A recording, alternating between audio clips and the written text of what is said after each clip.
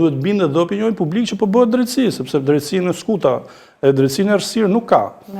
Dhe në këtë kuptim, çdo dëshmitar ka pranuar me vullnetin e tij të bëjë deklarimet, apo deklaruese më saktë, se dëshmitarët janë ata që vinë në gjyq, jo ata që deklarojnë përpara prokurorisë, po çdo deklarues para prokurorisë ka pranuar me vullnetin e tij të lirë për deklarimin që ka bërë. Aty s'ka asnjë sekret dhe kjo është thjesht një strategji e prokurorisë viktimizuese që sipas cilëve qënia prezent apo dalja e fytyrës së një dëshmitari përbën problem për hetimin, ndërkohë që në fakt s'ka asnjë problem. Por, avokat, ju më thatë që hetimi ka përfunduar dhe përse vijon të qëndrojë në qeli. Nuk ka të dhëna, nuk është zgjeruar prokuroria në hetime të tjera për Erion Veliaj? Zoti Veliaj është sot në masën e arrestit në Burg për një çështje konkrete me numër 27. Se çfarë ka prokuroria, kjo nuk është fare, as nuk lidhet me këtë proces, as nuk ka si të lidhet me këtë proces.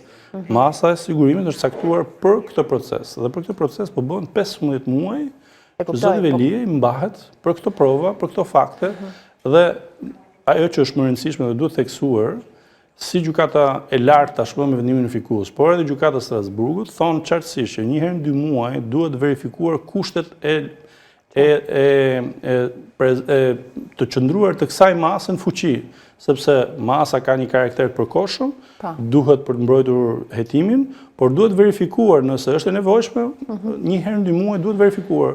Ndërkohë që ne 15 muaj dhe thuhet është e nevojshme përsëri. Po kur ju flas për zgjerim nga ana e prokurorisë të hetimeve, kanë fjalën këtu edhe tek persona të afërm apo familjar të zotit Veliaj dhe duhet sjell pak në vëmendje edhe zonjën Bushka që dëshmoi në SPAK rreth 2 orë. S'kam asnjë informacion për këtë çështje. Prokuroria është në detyrën e saj të bëjë hetime ku mendon ajo që duhet bërë, por kjo është një çështje krejt tjetër. Ne po flasim për një çështje konkrete që është vim dhe për një masë sigurimi që me kokë fortësi, po përpiqet sistemi ta mbajë në fuqi në mënyrë që në fakt më shumë se sa mos lejoj lirinë e zotit Veliaj është posa çojnë detyrë zotit Veliaj.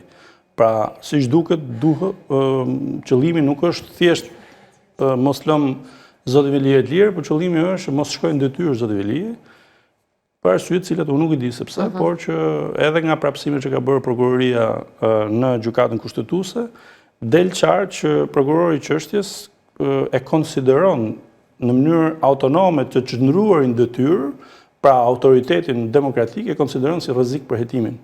Dhe kjo është të thënë në ligjërat drejt kjo që po them unë, dhe kjo është një sulm i drejt për drejt ndaj demokracisë. Pra, në mënyra se si e ka formuluar prokurori, është treguesi qartë që ai shikon zgjedhjen demokratike, autoritetin demokratik që buron nga vota, si një rrezik për hetimin penal. Që është një absurd antidemokratik referuar sistemin që ne sot kemi fuqi. Në akuzat që prokuroria ka për zotin Veliaj, kryetarin e Bashkisë Tiranës, ju hidhni poshtë gjithçka? Sigurisht. Edhe jo thjesht si deklarata. Do vi momenti që ju do të jeni më të qartë për secilin prej akuzave, por akuzat do shqyrtohen në gjykim në vlerësimin tonë, vetëm kur të ketë një proces të rregullt ligjor. Në asnjë rast prokuroria nuk ka drejt. Në ç'kuptim? Në akuzat. Jo, pse duhet të ketë çdo rast prokuroria drejt? Jo, s'ka drejt prokuroria. Pra se ka paraqitur asnjë provë për këto akuza prokuroria? Do kemi kohë për të folur për akuzat dhe do bindeni që nuk ka asnjë provë. Janë gjitha aludime, gjitha lidhje artificiale dhe ashtu siç në fakt bëhen edhe sot. Pra po të shohësh argumentat e prokurorisë sepse du qëndroi zoti Veliaj në Burg, janë gjitha aludime dhe argumenti kryesor sot i prokurorisë është që meqense se avokatët ndërkombëtar kanë informuar institucionet caktuara në Amerikë apo në vende të tjera për situatën e zotit Veliaj, kjo është një shkak për qëndruar në Burg. Pra, ushtrimi i lirive e drejta e shpresës çfarë është lobimi? Lobimi është thjesht një e drejta jote për të informuar çdo që është i gatshëm për të dëgjuar informacionin tënd. Pra, e drejta për të shprehur, e drejta kushtetuese për të shprehur, praktikisht është kthyer një kosto për zotin Veliaj me pasojën që qëndroi në Burg. Dhe kjo është argumenti i prokurorisë dhe të tilla argumenta do gjeni edhe në akuzat konkrete dhe qartësisht duket që është një proces i nisur në mënyrë fiktive, sepse vetë fakti që është nisur nga një person fiktiv, tregon se sa serioze ka qenë akuza dhe sa serioze kanë qenë qëllimet e prokurorisë. Akoma sot nuk kemi përgjigje nga prokuroria se si ka hyrë ky kallëzim. kemi bërë shkresë zyrtare, i themi, na tregoni mënyrën se si ka hyrë kallëzimi në prokurori. Nuk thënë përgjigje prokuroria.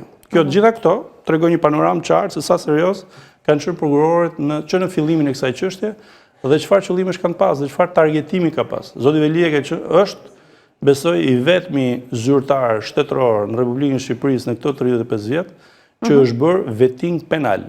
Asnjë zyrtar, pra gjithë gjyqtarë, prokurorë që kanë bërë vetting, kanë bërë vetting administrativ, jo vetting penal.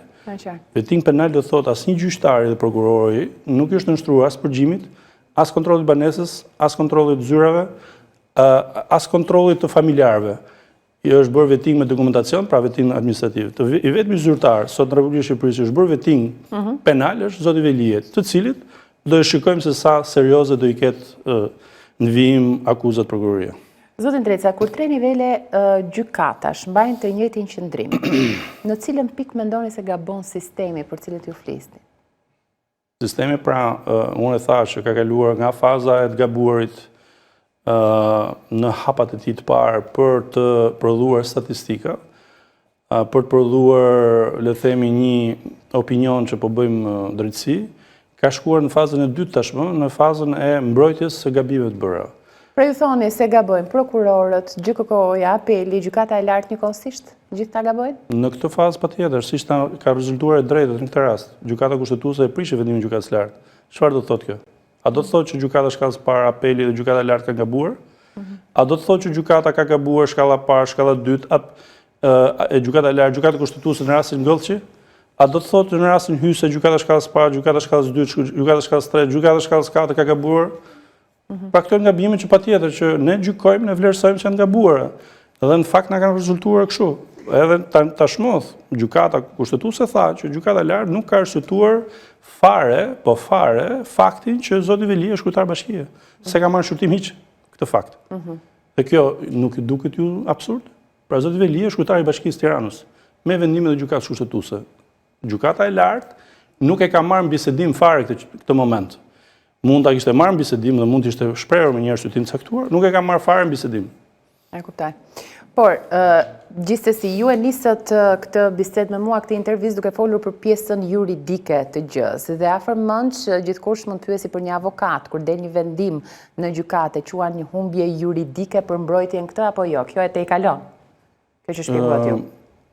Sigurisht e te kalon kur kupton që sistemi pra sillet në një mënyrë mbrojtëse, e në sistemi sillet në mënyrë korporative, këtu nuk është më çështje juridike, këtu është çështje taktike të sistemit vet, i cili kërkon të mbrojë imazhin e tij nëpërmjet vendimeve të cilat nuk kanë qëllim të përmirësojnë praktikat në gjykata, por kanë qëllim që truajnë imazhin dhe reputacionin e institucioneve. Në fakt, mendoj që kjo është e gabuar, sepse qëllimi sepse sistemi është me shkallë, është pikërisht ky.